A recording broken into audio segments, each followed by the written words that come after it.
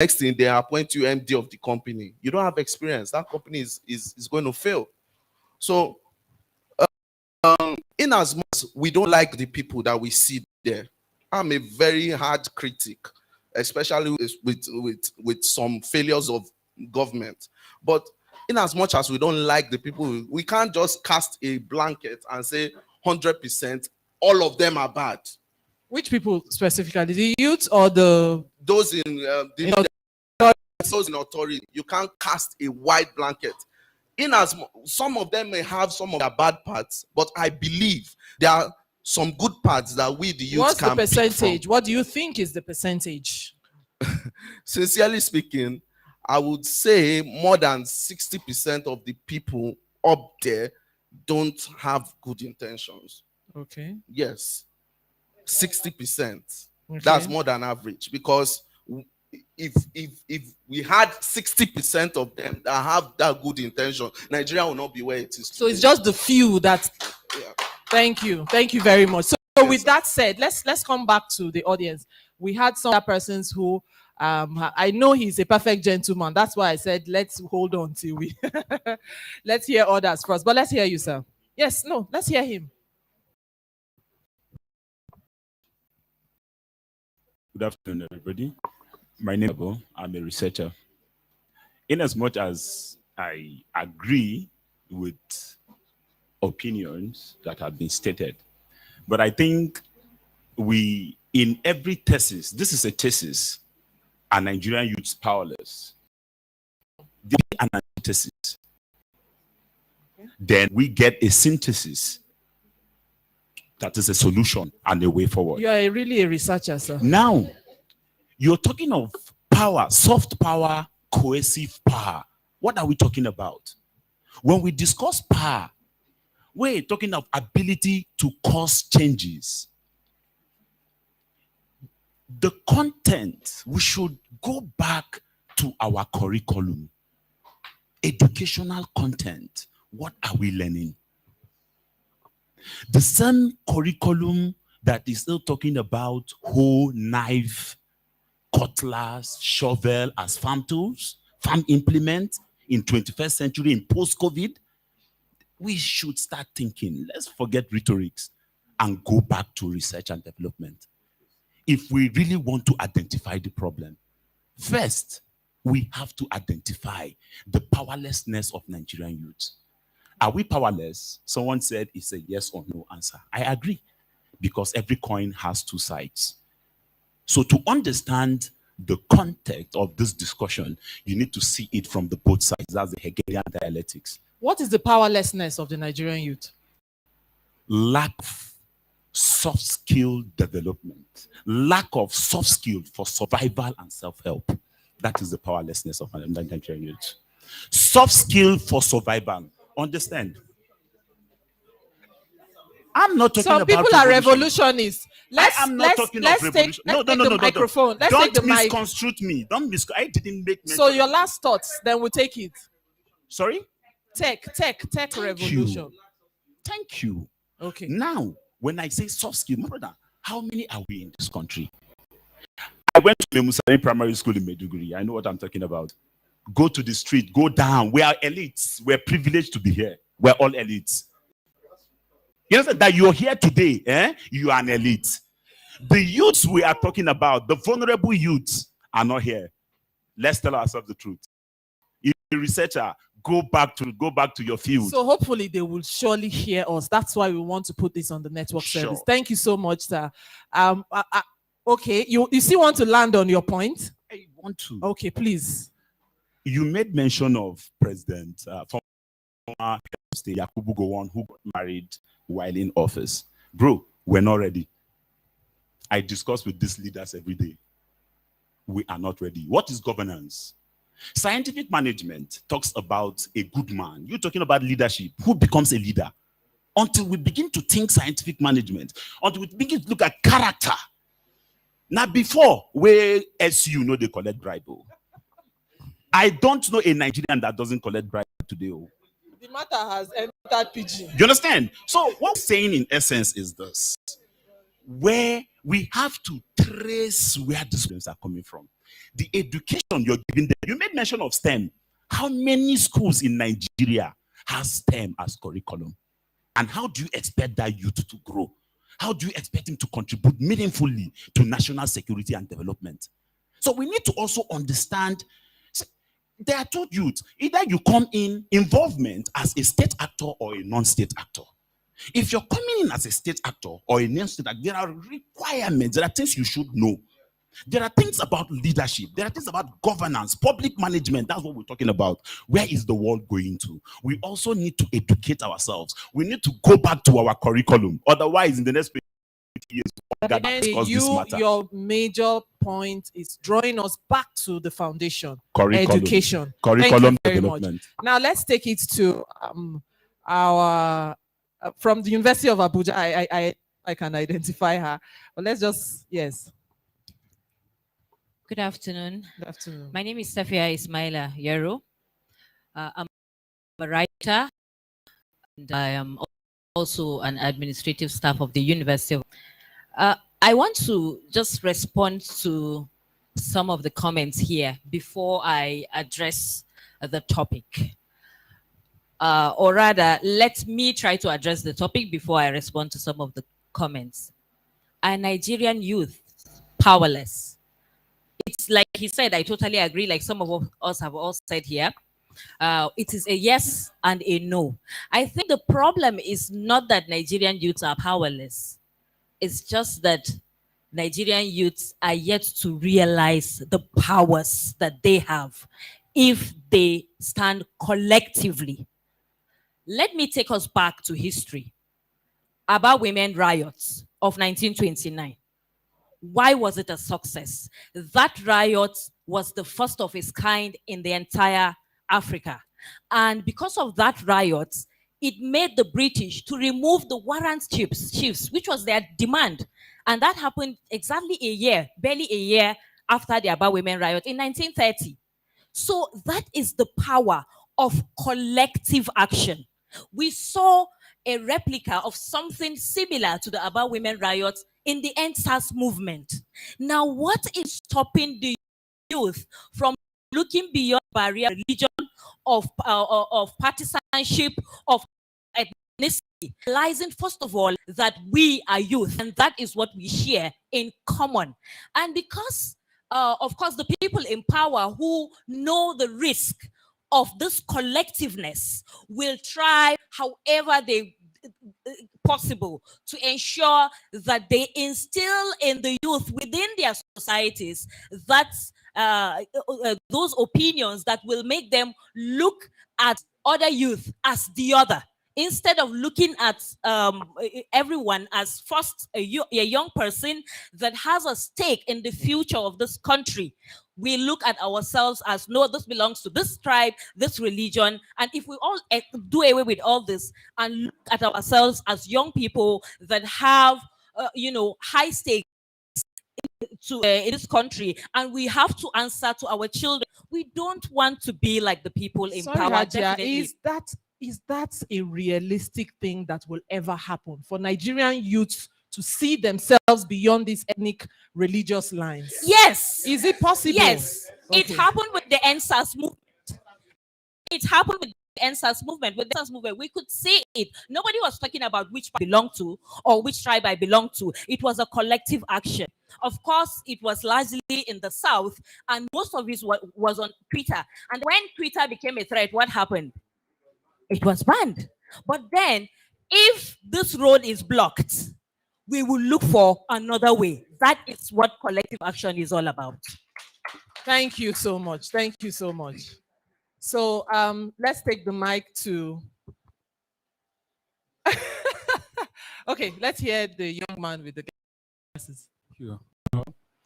Yes, my name is Opa Zochi, Alex. I'm a business, I'm in real estate, still coming up in my little way.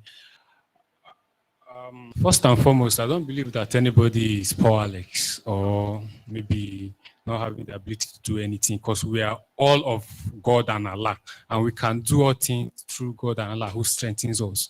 You understand? So I believe that it's all about getting rid of the money bags and who's who. Sorry? getting rid of the money bags and who knows who. Yeah, now I want to give you an instance. I'm from Imo State. Imo State to be precise. You understand? Our senatorial seat is unfortunate that it has been running around within a particular family for more than a decade now. You understand? And when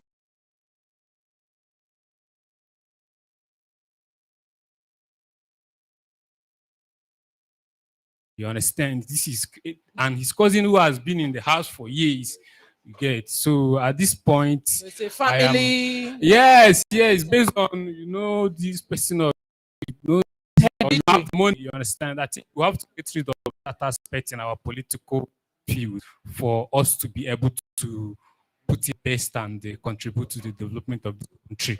Thank you. Thank you very much. We still have some hands up. Let's take it to the lady by the right. Good morning, everyone. Good morning. My name is Annette Bode. I'm a training consultant. Now, as a training consultant, I've had the opportunity to meet a lot of people, youth to be precise, because that's the people I like to interact most with. Now, let's not forget that the people in power now were once youth, and I'm sure the way they also spoke. Why am I starting like this? Because when we start like this, talking is easy. Making plans is easy. Criticizing is easy. Pointing finger is easy. But it's not easy to say that the problem is me. Why do I say that? Because I won't say the Nigerian youths are powerless. They know that we have power. If we don't, the people that are SARS, excuse me, the SARS, who are they? Are they not youths? Good. Now, when we're doing the answers, half were poor and half were not. Because at the end, they were able to mix it and it started looking like some other show. Who were they? They are youths. Now, we say we are elites because we are educated. Most of us are educated just in books, and the rest is nonsense. Now, when we say we want, the day they give us the mantle and say do, we also do as they do. Now, the problem is not power, not. The problem is the mindset, because we know we have power. Because if we don't know we have power, we will not lose. If we don't know we have power, we will not each other. Now, ethnicity has never, even amongst Igbos, we hate ourselves.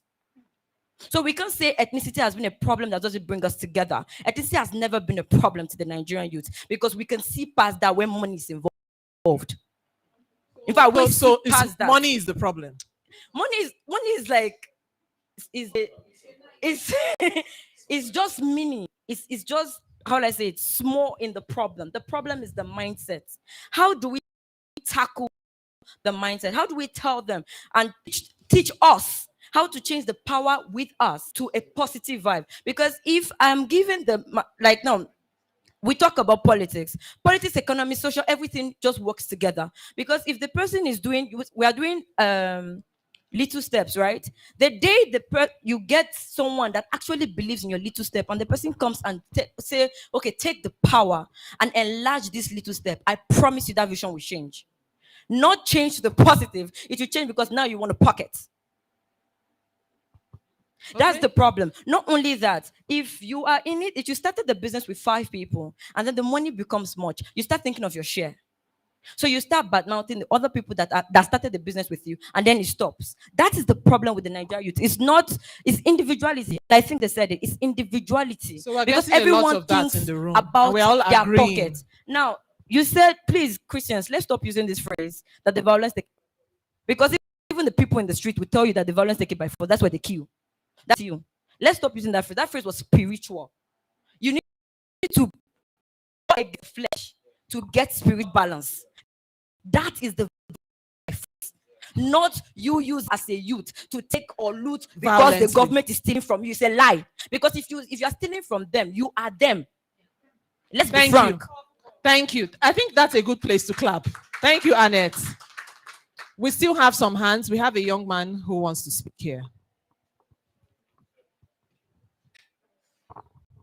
Right, good morning, everyone. This afternoon.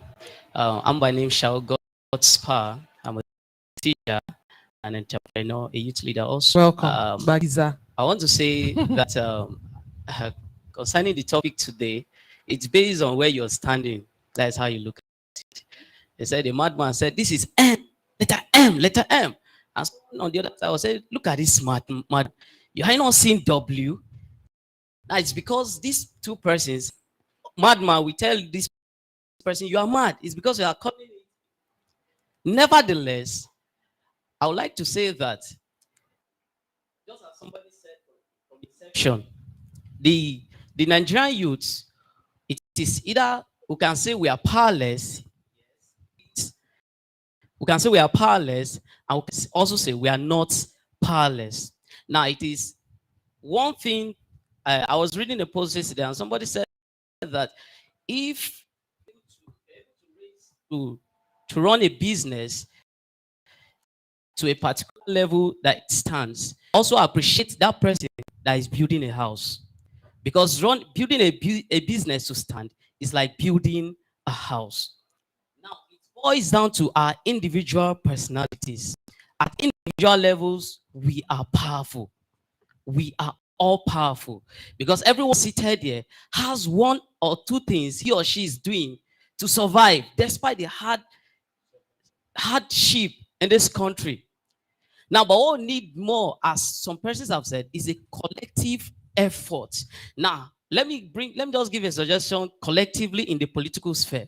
Now, in the last election, we had various youths coming out from various parties. What stopped us from coming together and say, yes, you stand as the president candidate. You stand as the vice presidential candidate. You are going to come under the ministerial crew. Now, this is what we need to have a collective power. I always say, just as some persons have said, the NSAS protest was just a test running of what is still ahead. And we showed the elderly ones that this is the kind of country we want, especially what happened at the Lekki toll gate. We saw that there was so much coordination of what it was, more of a prototype of what the youth wants as a country. There was pure organization, and we need this collective effort to have this country running. And just as somebody, as one of the speakers said there, he said we should wait. But it depends who you are waiting on.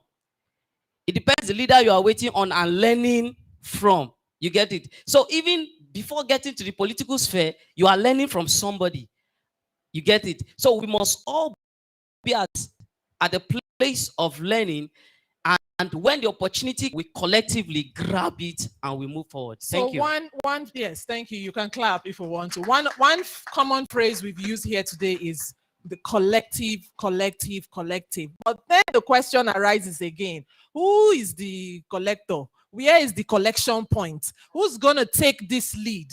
I think it was that common place that many young persons found during the NSAS, and then they came together. So now we are not protesting. People are not protesting against police brutality. What exactly? How do we use that energy then to begin to, because we are moving on to the end part of this conversation. How do we move this energy and find that collective point to get to the place that we so desire and we so talk about? So I was speaking to Ms. Miriam here, and we're just trying to reflect on some of the comments that were coming out. And the question is, you can either gather around pain or you can gather around purpose. NSAS was a gathering around pain. There was a collection of energies, an energy of tiredness, of frustration, of, look, we can't take this anymore. And there's a proverb that says even a goat will realize that it has tooth when it's driven to the wall. So I think that it's a frank conversation. That do you really want to continue to push these young people to a point where everything will collapse? And we've seen societies that have collapsed. I mean, even in Europe, but not even they military, they don't care. They die because they got the person died then. Because as mirrors, let's finally just end it. Let everybody just. Do we want to get to that point, or do we want elders, which is what our conversation was about, who can sit down and say, look, let's operate like parents, like fathers. What is good for the future of these children? And build around that, even if it comes with pain to me, even if I have to sacrifice myself for them, I would do it. Have is parents who are feeding themselves off our abilities. And I'm not saying that to cast aspersions on anybody. I'm saying that that's why the young Nigerian feels powerless.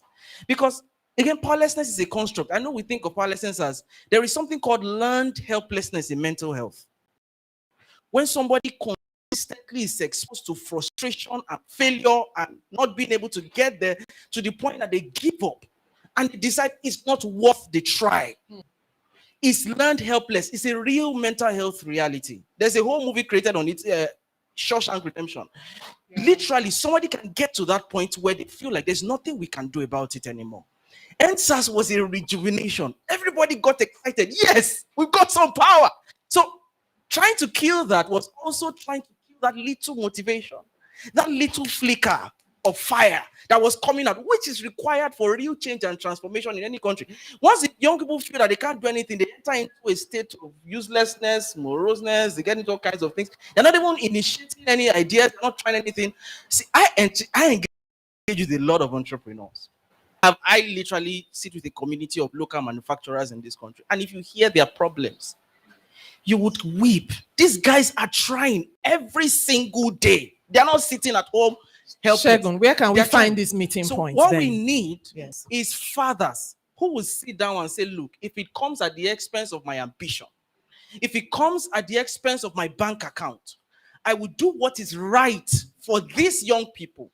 These fathers, is it amongst the youth or is it the same fathers we are complaining about? It's still the fathers. Nobody imagines on the scene. I mean, I have biological parents. I didn't show up out of the blues. My parents gave me an impetus. I'm where I am because they made some effort. So the idea that let's not look to them, they don't have to do anything, that's also absolving them of responsibility. Because as parents, they have responsibilities to their children and they need to understand that as well. They do have responsibilities. So we should stop absolving them of responsibility and say they don't have to do anything. We are the ones who are going to do it. What child grows up normally like that? Let's face it. They have to take on some responsibility and say, if it comes at the expense of my ambition, I'm going to do what is right for this young people. I'm going to take steps. I'm going to draw plans. Even if it means I'll be out of government till I die, I'll be supporting them from the flanks. We need people who will arise like that. That's what we are lacking, and we've not had it. And that's why we are saying that NSAS was an energy. It reflected something. That the young people are saying, look, we need parents. We need fathers. We need mothers who are going to stop sacrificing us for their self-gain and going to put us in front. Because the truth is, if you really believe that your children are your future and your legacy, then you will do all to build that future, build that legacy, and protect it. Not eat that legacy in your lifetime. All right, thank you so much, Mr. Shegun. Okay, you have something.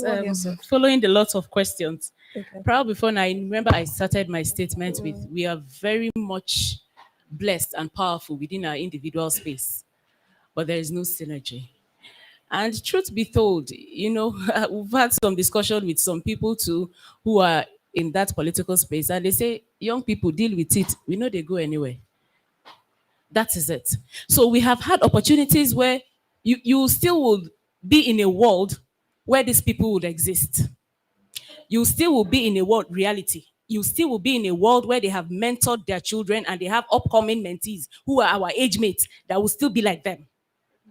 So that is just the truth. We need to realize reality that we need to look at how do we, okay, I'm a professional in the renewable energy space.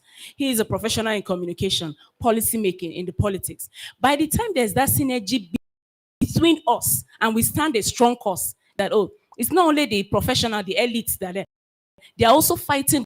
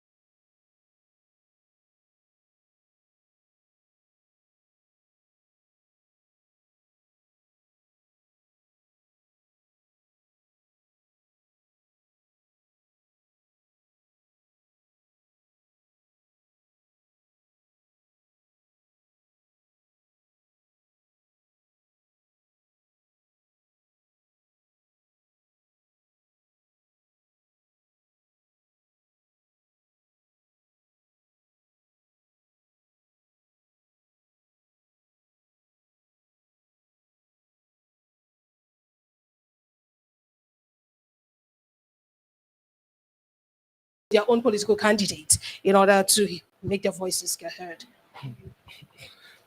Thank you once again.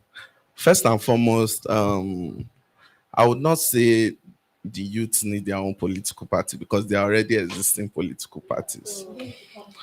Now, let me tell you one thing. Political power is like the supreme of this thing we are talking about, because a policy now can make Dangote, who is the richest man in Africa, can make him almost broke. He can lose billions within a second, and by a policy made by a sitting president, can just say, okay, we are no longer opening the borders to you. And what do? So political power is very important. In saying that, now the House of Reps, under the leadership of Femi Gbajabiamila, there's a discussion of direct and indirect primaries going on. This policy, if the president signs it into law, is going to remove power from some few selected people at the grassroots level and take it back to the masses. That means, as a youth, if you register in a political party, you can choose a candidate. You can choose a governor. You can vote from that process. That has been the problem. When I came for the program the other time, we had a discussion about this. That, for example, in 2019, it was delegates that few people that they call themselves leaders, they were the people that would vote and decide who will be the candidate of a political party in a general election. But with this new law, that has been cancelled, because now I can be more popular than a sitting House of Rep member. In fact, for example, let me say, if I'm in the same constituency like the Speaker of the House of Rep, and I contest with him at the primary level, and I have youths like me who have registered in that political party, we've gathered ourselves and we say, we don't want Femi to just like, we don't want Boda to go again. We want Shegun to now. Those youths, they gather together and they massively turn out on primary day and they vote for me. Do you know I would defeat that sitting House Speaker or member of the House of Rep? And the second fundamental thing is money politics.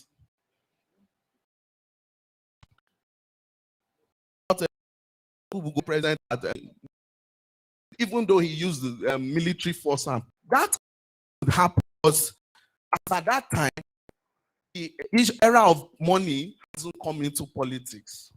If you want to contest, okay, let me just use my experiences as an example.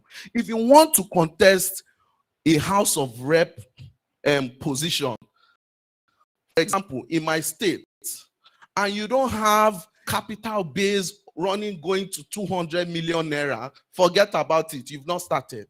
You can't. You are just there to play to the gallery and just make yourself, let people just shout hallelujah for now, and that's the end. Because as it is, that money politics, with this new law, it will be shifted back to the people. So now, what we expect the youth to do is now participate, join a political party. I'm a card-carrying member of the PDP. I don't care if you don't like the PDP or you want to join APC or you want to join YPP. Just join a political party. Start from there. Obviously, I will encourage you to join the PDP. So start from there and, get yourself in the numbers. You can even get yourself in the number and become a ward chairman than the P system. And you'll be making sure at that grassroots level. If you can't go to your home base, which I say politics is local, you can join in AMAC here. There's no law that says you can't be part of a political party in Abuja. It's as far as you are in a political party, you are part of. And from there, this change starts to happen. From there, you start getting people into political positions and we win elections because the numbers are helping you. Thank you so much. Yes, feel free to clap if you want to clap. This conversation has been so interesting. Unfortunately, we can't come back to us again. When we are through, the conversation continues, and we know there's going to be a lot of networking going on amongst us moving forward. But there's a question we just want to use to wrap up, and we're going to ask two of you on one side and two of you on the other side. Coming out of these conversations, what is that thing that we would have to say? I'll start with you, Jemima. What's that thing that we would have to say to those persons who are in authority? Because at the end of the day, we've seen that it looks like there are two camps. Those our leaders, our fathers, and the youths. And we all have a role to play. Before we come to the role, what can be done? Because I also believe that those leaders will listen to what we are saying. They are going to hear what we are saying. So let's not take it for granted. In that ideal situation or that ideal scenario, the ideal kind of support that we would expect that our leaders should give us, coming out of the conversation from this room today, based on what people have said, what would be our submission? What would be that thing we want to tell them?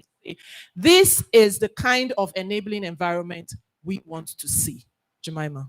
Thank you so much, Ehi. And really great feedback and conversations around the room. I have learned a lot more sitting here and listening, to be honest, than even contributing. As someone who works within the governance space, I know that I have a sense of duty, not just to be the change that I want to see, but also to galvanize those senior up than me to give us the avenue to create that kind of change that we want to see. While at that, I want to mention something that so much of this conversation has been around politics, but there's something that we've forgotten, that politicians do not know where to steal the money if civil servants are not telling them. So let's be very honest with ourselves. Some of us, we know our parents stole money, or the chance where monies were to be stolen.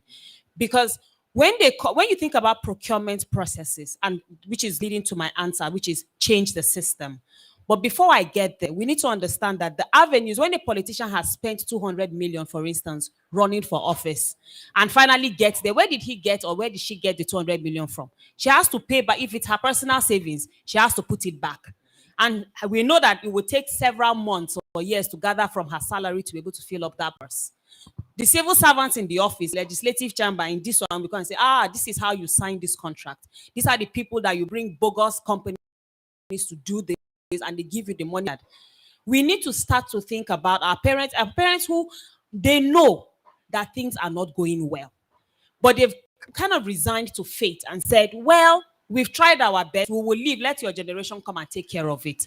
And some members of their generation, they cannot tell them the truth, either because they've used money to shut their mouth and whatever. But if we had a system that works, irrespective of an individual, let me say this clearly, I work within a government that works. Within a subnational government, we go to conferences across the world as a subnational. And people are even wondering, why isn't the federal government running things like Kaduna State? It is because as soon as we came in 2015, we realized that this system is not working. And the problem, not like civil servants are only the problem, but because they stayed there 35 years, longer than any political cycle. We need to start with them. How do we change the mindsets of people? I went to Harvard, to a school of government, and I finished and I came back to Nigeria and people were like, Jemima, is there something? Your village people, they follow you. Why will you come back? I'm like, I went there because I wanted to learn governance. I wanted to understand the system work and the ones that don't. And I know before going that Nigeria is not really working. And so I had to come back to fill in that gap, plow back and say, we have to change the system starting from civil servants. Since I've been back, I'm constantly carrying out trainings on civil servants. This is how we change your mindset. I think Annette mentioned about mindset change. If we don't change these people that will be there for 35 years, that will implement the great policies that many people have mentioned here, nothing will happen. We will create a policy, they will sit down on it, they will come back to the house. Our parents who we know were civil servants tell us that this government is not doing anything. But you are there to implement, but you did not implement. So we have to change and get more young people into the civil service. I know that most of us, we don't want to hear civil service, like there's no money, it's poverty. We think of our mothers and fathers who were teachers, are like, no, they were perpetually poor until they died, until they retired. But we need to change it. Who is to say Nigeria cannot be a Singapore, where the best minds, the bestest, the ones that in Nigeria are running to Shell, Total, right, are the ones in civil service in Singapore. And you can see the difference because the system that Lee Kuan Yew created was one that would ensure that the best minds stay in government, build the government, create the infrastructure, the technology, the education, everything that is for the future society that we are building. So we need to start from the civil service, and we need to make sure by being young people, getting in there. If you're a young doctor, young teacher, young lawyer, you said, okay, whether if it's part-time, I would go into indirect, be like an indirect staff every holiday, go and teach students. Just start. But I would encourage you, to join the full civil service and see the change happen. For instance, Kaduna State, you don't even have to be from Kaduna to work in Kaduna civil service. So what are those kinds of laws that we'll start telling our legislators? Change. Yes, you don't have to be from Kaduna. I have colleagues from Lagos, Imo. Just apply. Everything is posted online. Opening for ED, so and so. Apply and get in. And when you have a bright mind, you've worked, for instance, all your life in Imo, for instance, Imo East, and you come to our Ministry of Business, Innovation and Technology, and you say, I want to apply. You apply, you get in. You will bring ideas from East that we did not know in Kaduna and would improve.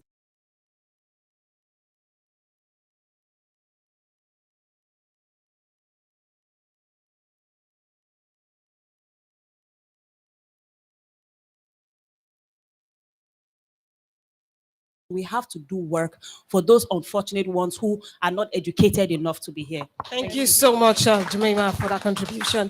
Okay, we move the conversation to you. Final thoughts, Mr. Shegun, on this issue, taking from the conversation that we've heard and the feedback to the leaders. What would you say?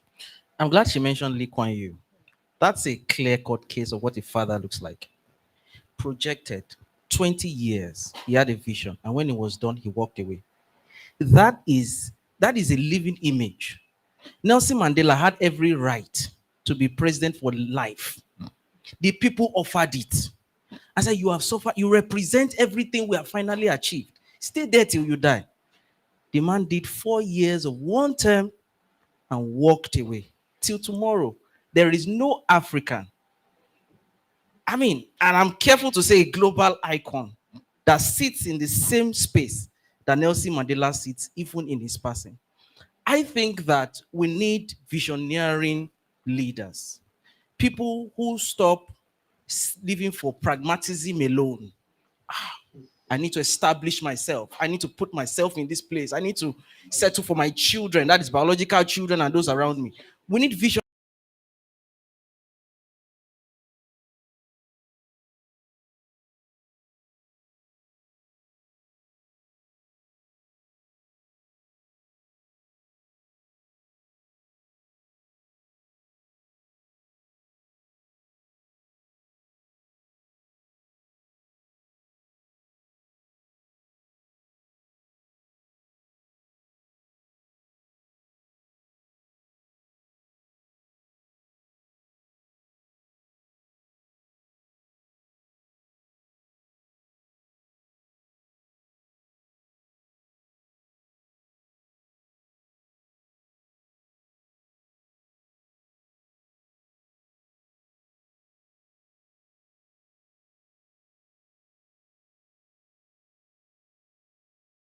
To the naira.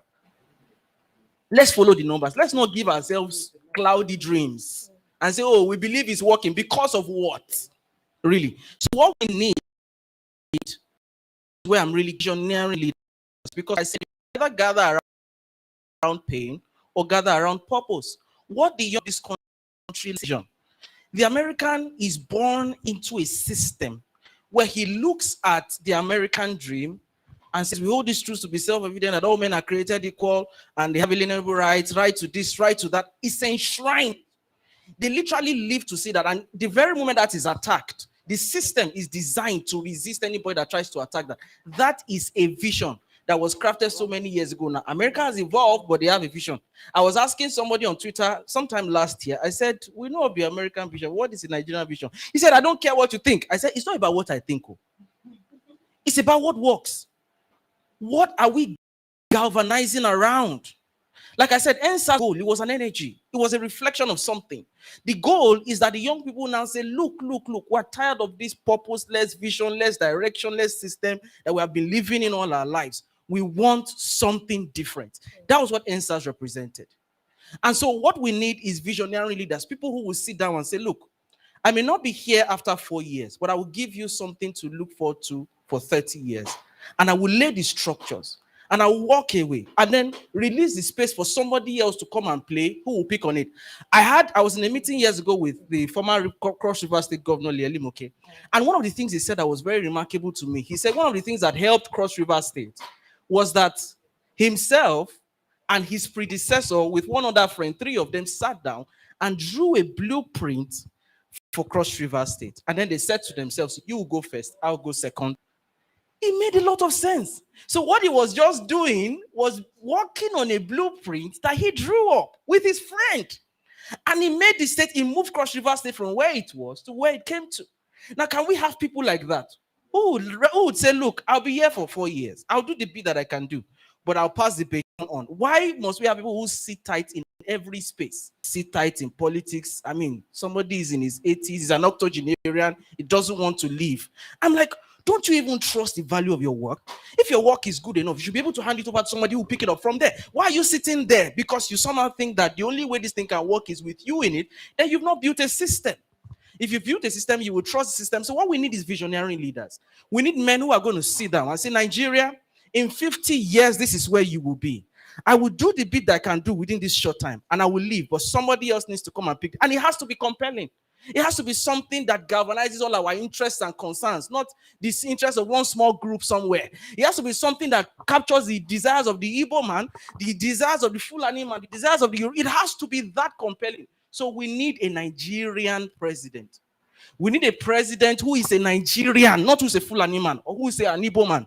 We don't need these questions as to, should the presidency come from this? That's a very silly question, in my opinion. It makes no sense, because what we need is a Nigerian president, a president who lives and builds for Nigeria. Thank you so much, Shegun Aloya. So that is so much said, concerning our leaders and the expectation. And we're hoping that, these conversations that we are putting up together today, will get to the right places. We're going to hear from our engineer in the house and the honorable as well. Finally, the same question, but this time around on the Nigerian youths, or to the Nigerian youths. We can't just expect that they should be visionary and they should fix the system. What would you say, coming out of everything that we have said, is that key thing that the Nigerian youth need to do to position themselves and to strategize aright and to begin to see the kind of results that they want? Okay, it's still, if you look at everything sent by very beautiful colleagues here with great minds too, you would know that at the end of it all, we're all around one point. Yes. Vision, synergy, the blueprints, changing the narratives. So one good thing is, what I would want to drop here is, at your particular point of what you are doing, learn. See, even if you are not in that space for going back to the community, not everybody will go back to the community and fight for and do the politics. In the sphere you are, learn. So that when you now get to a level where you are decision making together with the technocrats and the people in politics, you will see if it's a common goal, a common vision for Nigeria. So in as much as we are waiting in different spheres now, the people at the community level that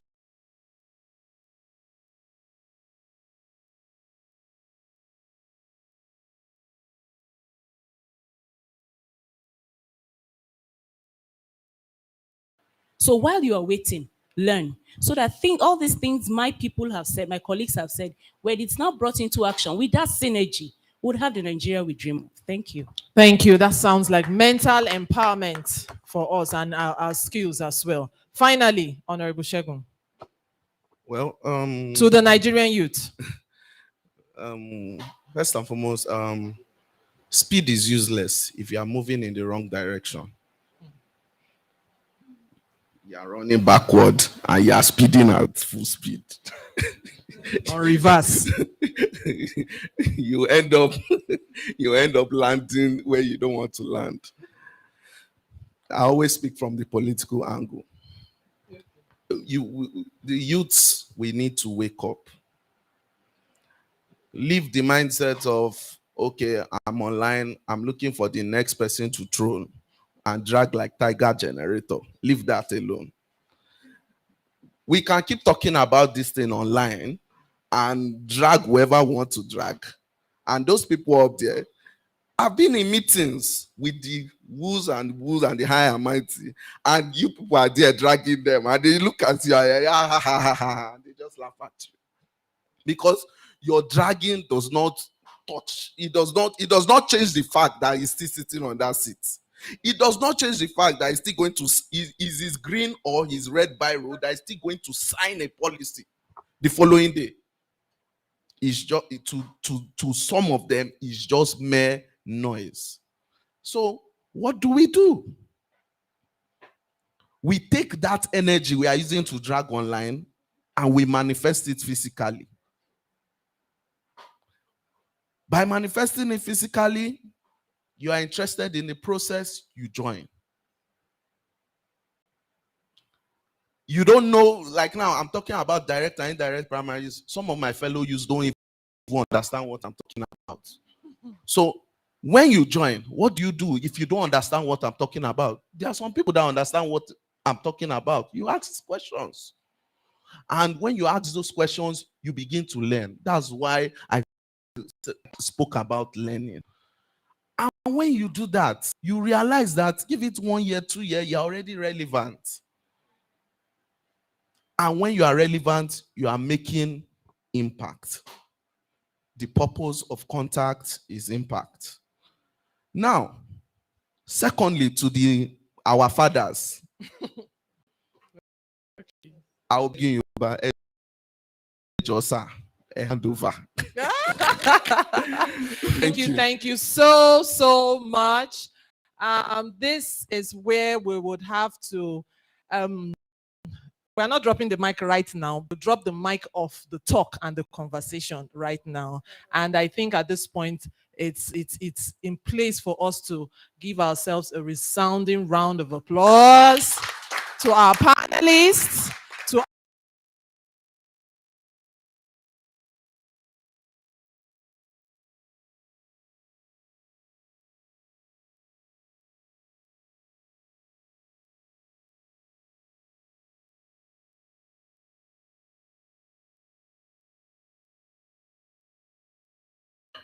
Well, we thank our production crew. The technical crew was made up of Makchit Rindap and Nasir Yunusa, Israel Awolo, Bin Egeke, and Hawa Muhammad.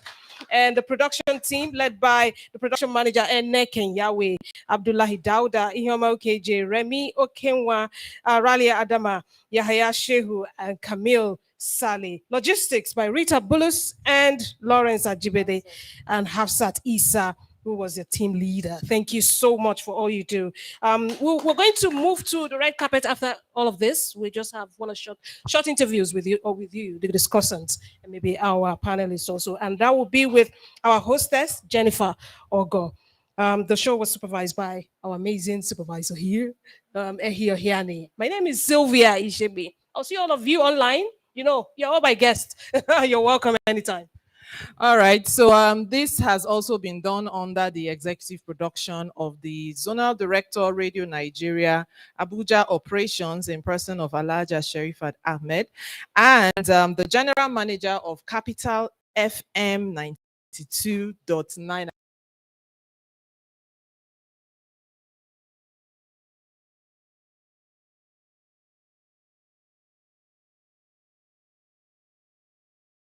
And thanks also to the Directorate of Engineering, Radio Nigeria, Directorate of Programs, Directorate of News, and Capital FM News Department.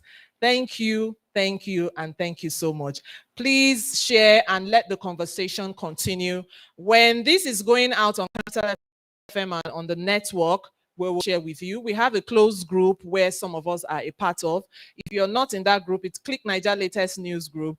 Please drop your contact with either Ihoma or Ene so that we can add you, because we have these kinds of conversations. The Click Naija Connect has not ended. Tomorrow, we're having a hangout and a sit-out somewhere inside, somewhere like that. Okay. Yes, so we will, it's a hangout thing now. We don't want to come and be announcing ourselves. So, but we're going to give you that information while we're doing the red carpet. Please, as we leave, just come, take pictures, because we're putting them out online. And then we would also like short interviews with you and short hypes, and also still ask you your own opinion now, having them in snippets. So please don't run away. And then we have a little bit of refreshments that will be given to us. So please just feel relaxed. Nobody's chasing us. But finally, let me just ask the general manager to say thank you before we.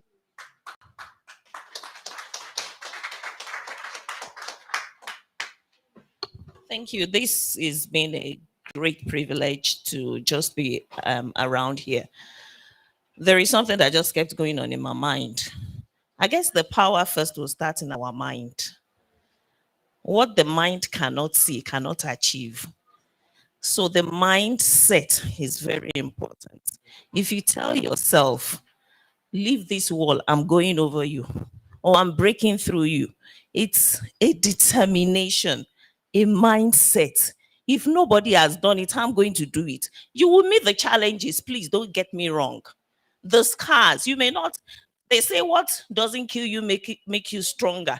But in between not killing you and making you stronger is something you would hold on to. So please, I want to appreciate us most sincerely. It's the first of its kind.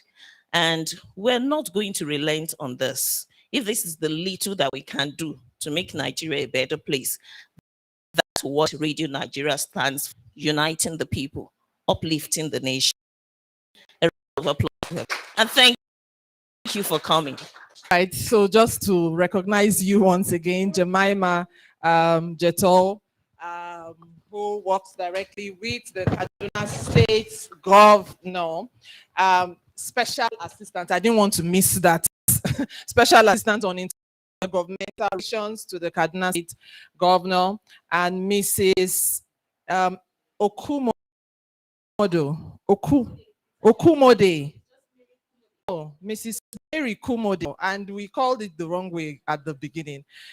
Engineer Mrs. Mary Kumode, Senior Special Advisor to the Executive Director of Rural Electrification Agency, that is talking of Dr. Sanusi Ohiari. Thank you very much. And our own communication expert, Shegun Aluya, thank you.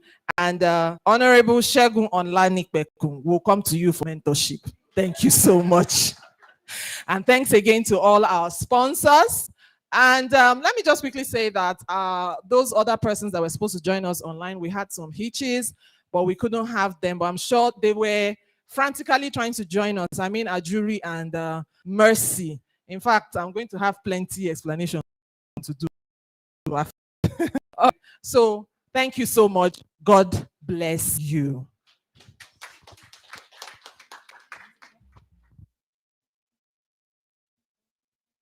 Over to Jennifer. We're going to have the red carpet. On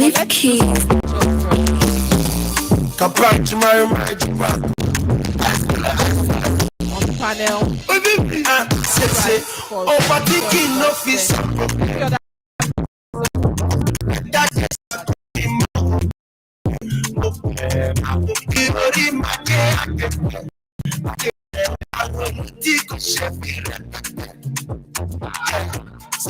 I can't come and keep myself.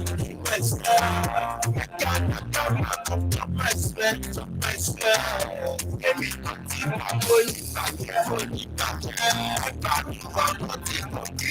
I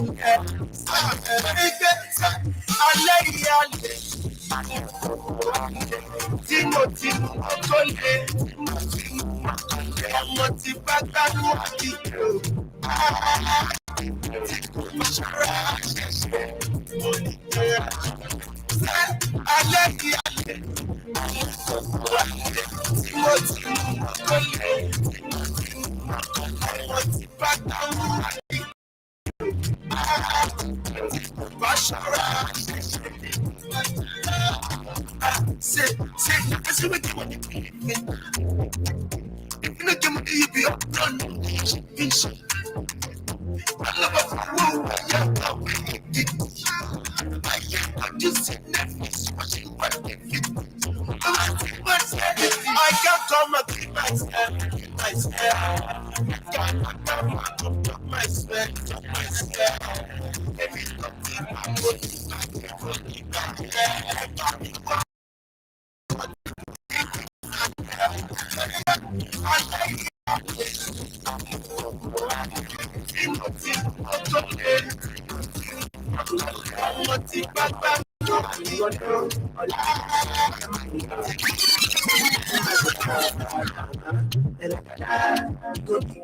You go feel the blessings for my heart.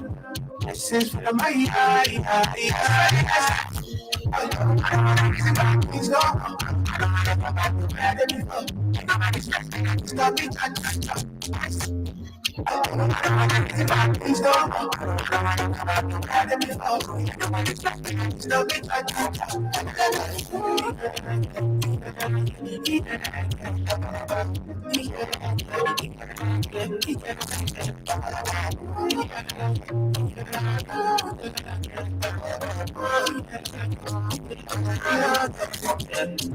Too many distractions, too many problems. I feel run away, but I won't go stop them. Too many bad men, and not my friends. Let's say they don't want to lose my conscience. I just want to dance at a distance.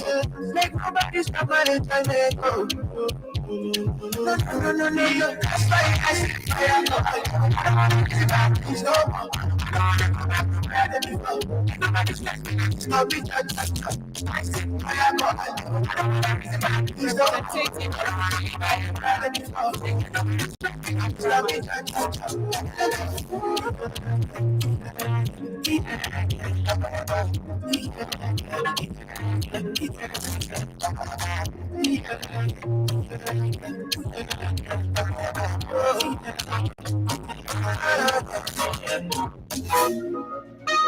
Spin on! Fire!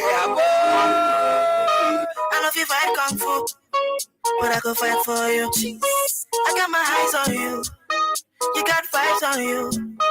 I love you die for you, ladies, but I'll live my life for you. I got my eyes on you.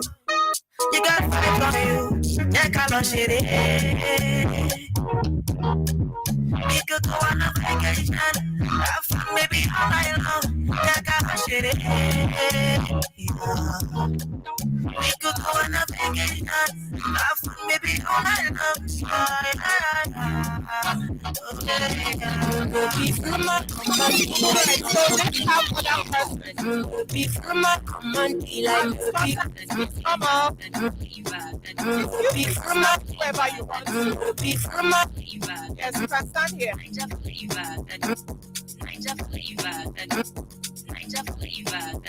Be from a so you get the numbers of the people you need. Then you drop a body. From a command, like so join then you drop a body. Cause this you're looking for front enough. Pull on for me and you go to make honey. And if I'm looking a fight, I saw me to look. Like on you, baby, small body. Baby, gonna.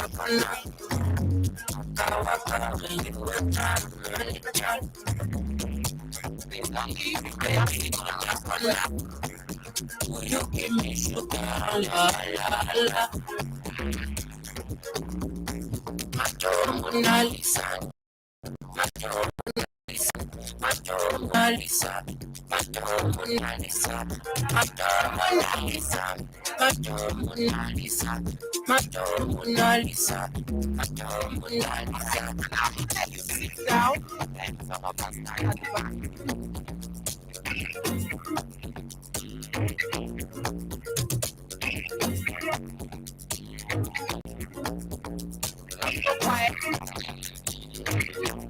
Girl, I'll be foolish if I don't let you in.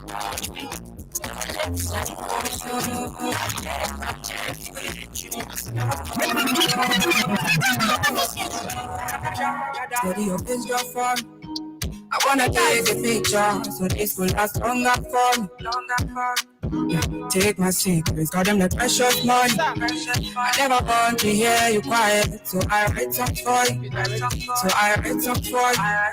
And I believe, yes I believe, I'm falling for you like a thief, breaking the knees. Just when I see you, I feel to steal the keys to your heart again. Yeah, yes I believe, I'm falling for you like a thief, breaking the knees. Just when I see you, I feel to steal the keys to your heart again. My baby, all the things I need. My baby, what's up beside you? My baby, what's up beside you? My baby, all the things I need. My baby, what's up beside you? What's up beside you? So it's your fun.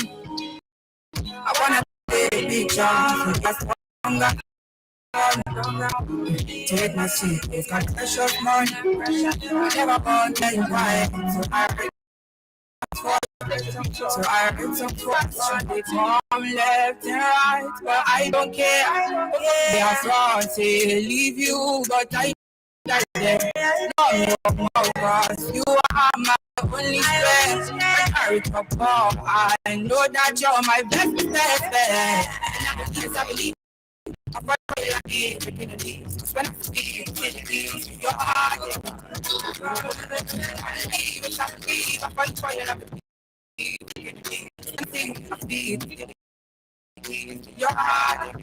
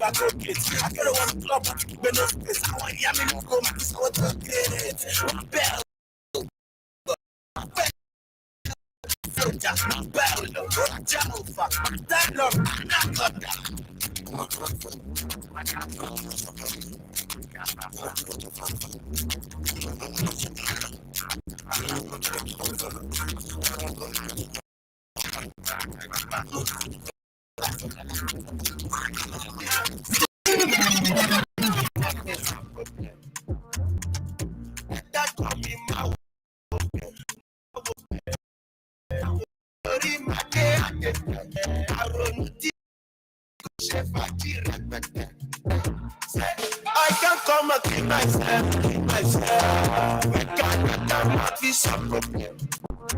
Say, overthinking no fees. No fees. That is a coming my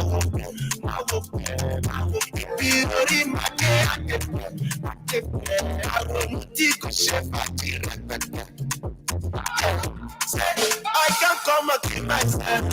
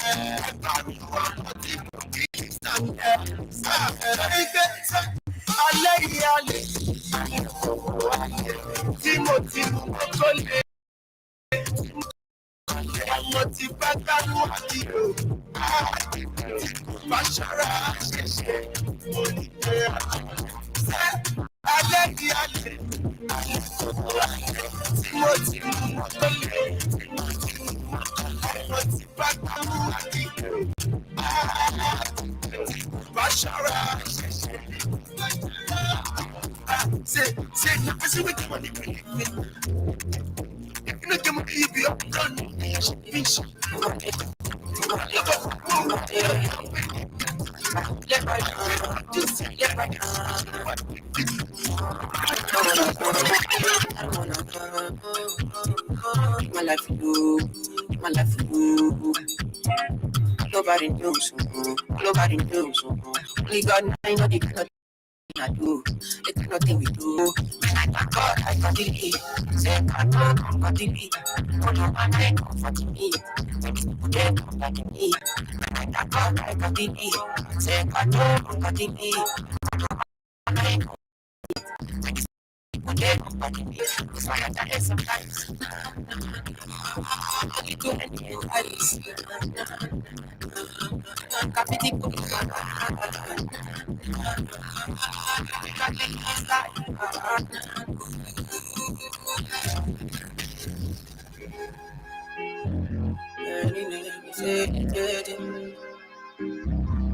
Oh, I'm a late, oh, I'm a late, oh, kill it, boy, no.